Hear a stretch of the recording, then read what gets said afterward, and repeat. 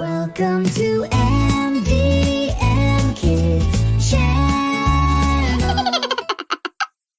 செல்ல குட்டீஸ், இன்னைக்கு நம்ம ஒரு குட்டி டைனோசர் பத்தி ஒரு அழகான கதை கேட்கலாம். ரொம்ப காலத்துக்கு முன்னாடி அடர்ந்த காடுகள் நிறைந்த ஒரு இடத்துல நிறைய குட்டி டைனோசர்கள் விளையாடிட்டு இருந்தாங்க. அவங்க எல்லாரும் பெரியவங்க மாதிரி பயங்கரமா கர்ஜிக்க முயற்சி பண்ணிட்டு இருந்தாங்க.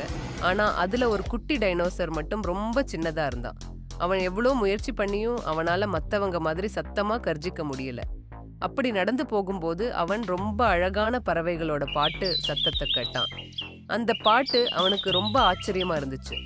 அந்த இனிமையான சத்தத்தை அவன் கொஞ்ச நேரம் கேட்டுக்கிட்டே இருந்தான். அவனும் அந்த பறவைங்க மாதிரி பாட முயற்சி பண்ணான்.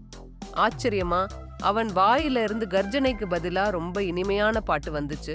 அங்க இருந்த மத்த சின்ன டைனோசர்களும் விலங்குகளும் அதை கேட்டு ரொம்ப ஆச்சரியப்பட்டாங்க. போக போக அவன் இன்னும் நல்லா பாட ஆரம்பிச்சான். அவனோட அந்த வினோதமான அழகான பாட்டு காட்டுக்கே சந்தோஷத்தை கொடுத்துச்சு. முன்னாடி அவனை பார்த்து கர்ஜிக்க முடியலன்னு நினைச்ச அவனோட நண்பர்களும் அவனோட பாட்டை கேட்டு ரொம்ப சந்தோஷப்பட்டாங்க.